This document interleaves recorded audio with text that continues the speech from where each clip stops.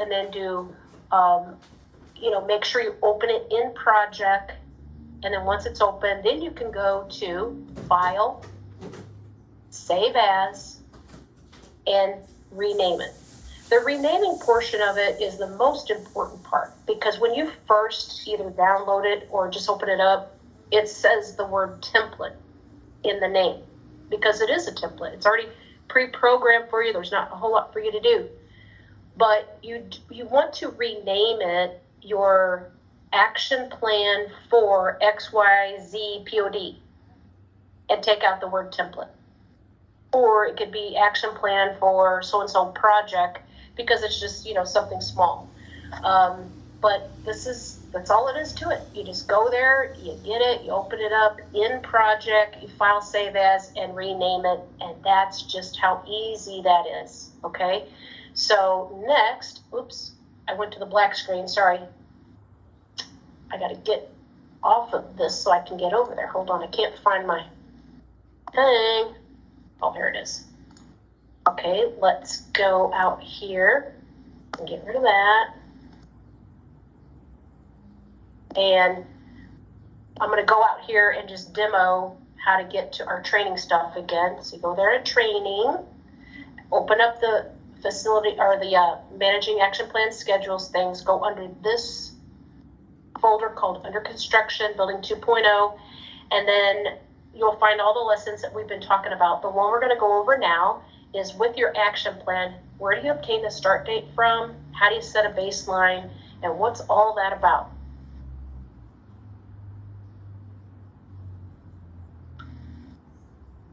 All right, and let's start the show. Okay, so this, again, is just really going to be how you set that baseline once you've downloaded. You know what? Well, I think, Bob, you think I ought to get them to go ahead and download one now before talking about the baseline? Make it a little easier? Yeah. I think maybe just a precursor. All right, we're going to do it. Yeah, let's explain it a little bit. We're doing it. Okay, so guys, if you will, on your other screen, go to your toolkit, because I'm going to have everybody going into the building and project resources page, if you would do that. So everybody do that now. I'm going to go ahead and click it and walk through these steps. Once I went to that page, the next thing I do is I go under the guidance section and find the one called template and checklist. I'll give you a moment to get caught up. What you're gonna do is you're gonna download one of these, name it and save it, put it on your desktop, and then we're gonna use it for the rest of the class. So please do that. Go to the template and checklist. Once you've opened template and checklist up, scroll down past the picture and go to project action plans.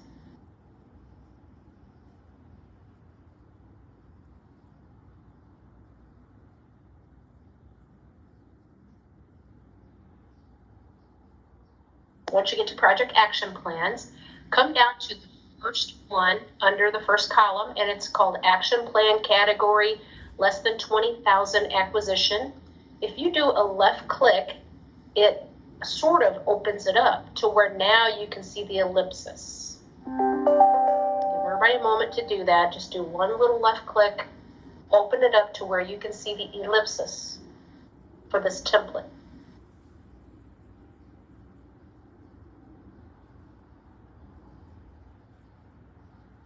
Once you've done that, if you left click one more time, the menu will open up for you, and now you can go over to open in project. The other way I told you about, but let's just all do it this one way.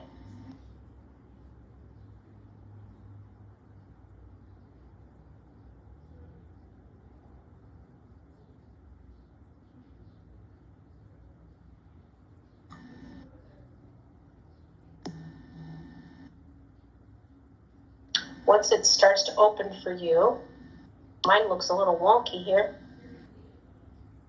I think it's a partial page or something. But you'll notice when you open it up on the green bar at the top of your action plan, it says 20K acquisition in-house broker template.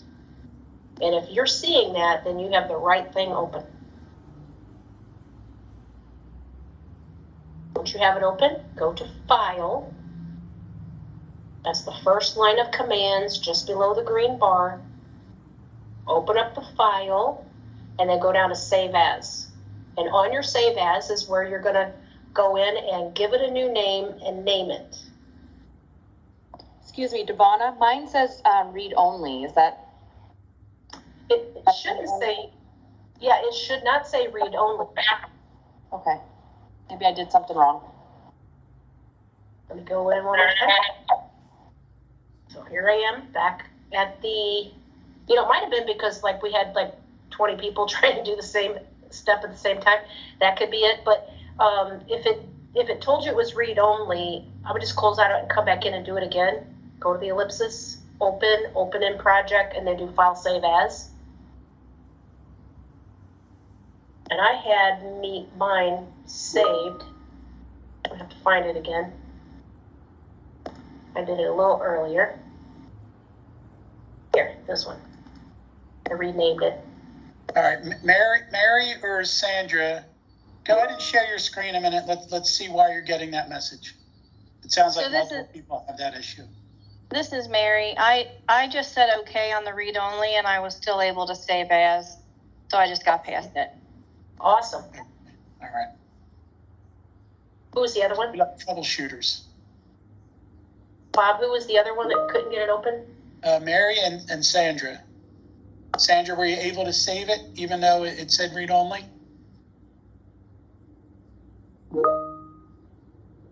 Okay, cool. Yeah, that might be the reason, Devonna, everybody accessing it at the same time. Yep. Okay, so once you have yours renamed, I just put mine named Maps Action Plan so that I could designate this action plan from all the others that I have on my computer. You can pick any name you want, but just make sure that you remember it and that you know where to find it at, because part of what we're going to do in this class is have you really start the action plan with a true start date, and then we're going to have you to save a baseline, and we're going to show you some other cool tricks about how to actually use it. Okay, so if everybody's that far, let me go back to this little presentation here. And I'm going to get this thing going again. All right, so these are the steps of how to go find it. And now we're going to go into how to use it.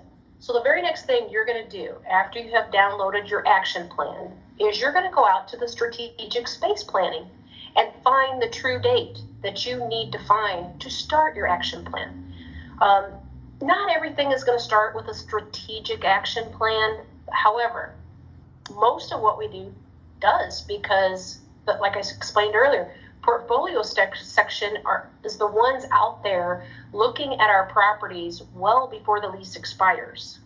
And realty management has some individuals over there that they look ahead and they talk with the AD of that department, and they say, hey, we got all these properties coming up in the next 4 years.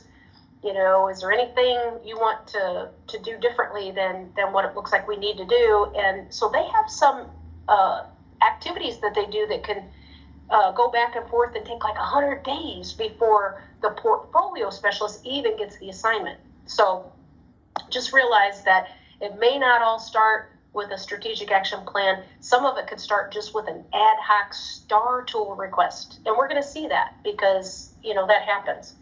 So to be able to find the strategic action plan is you can use the link that's in your handout, or you can just go to our building and project resources page, the one we've been at where we got the templates from, and the button right above it is called strategic space planning. When you select that button, this blue over to the right opens up called strategic space planning. And the report you want to open is the one called Expiration Status Report. And I'd like everybody to take a minute and do that now. Go back to your resources. Open up Strategic Space Planning. When the blue screen opens up, then open up this Excel document called Expiration Status Report.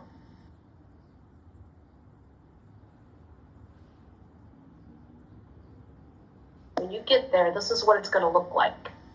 So I'm going to give everybody a couple minutes to get that open.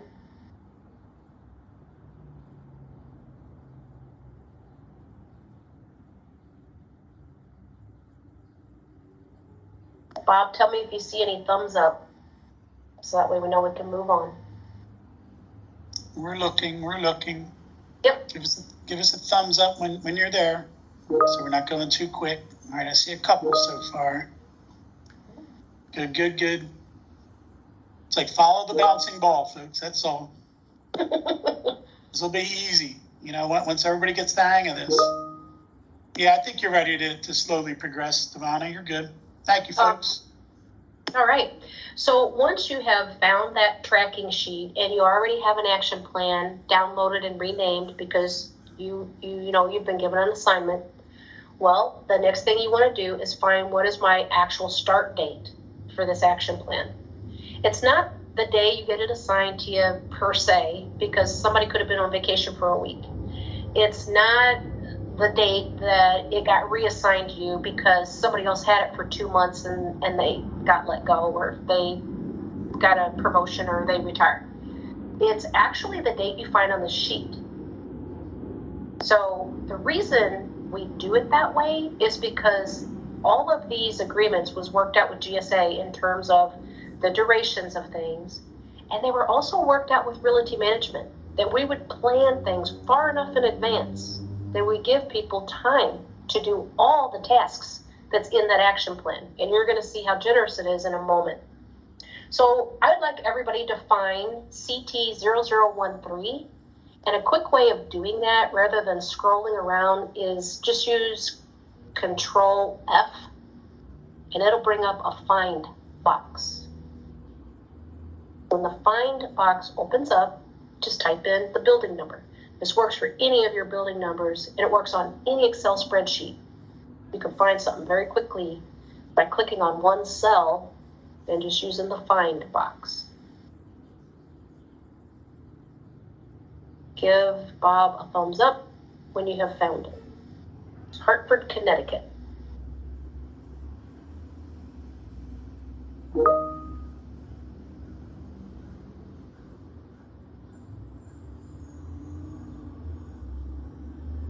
Getting there, gang? Everybody on the same page?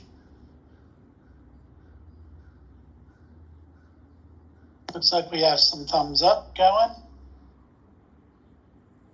Yep. All right, Devonna, keep it going. Awesome. What we're going to take a look at is that start date, and you will find that in column B, called Date SAP Issued or Ad Hoc Request for Star Tool. I'd like everybody to just look at column B for that one property and write down that date.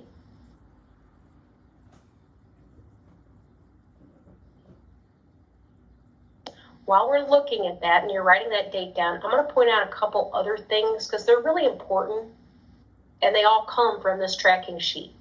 So you can know a lot of information about your new assignment just by reading this tracking sheet they've developed.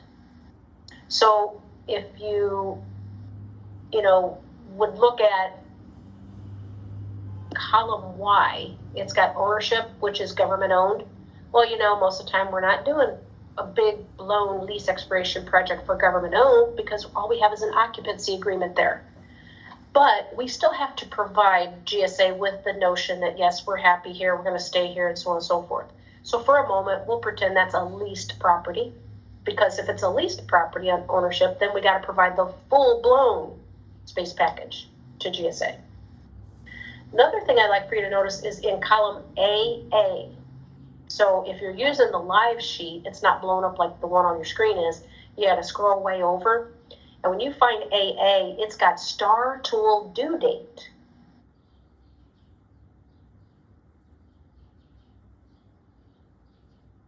Okay. When you find that, you'll notice that that date is a month and a week or two beyond the date the SAP was issued. So you might hear language coming from your manager, from the territory manager, from a portfolio specialist, or someone else that says, hey, we need a Star Tool for that. Okay, that doesn't mean start the STAR tool. Does not mean that at all. What it means is do all the planning that you have to do to be able to create a STAR tool by this due date. So in this case, it was issued on June 2nd of 2023. The STAR tool is due July 16th of 2024.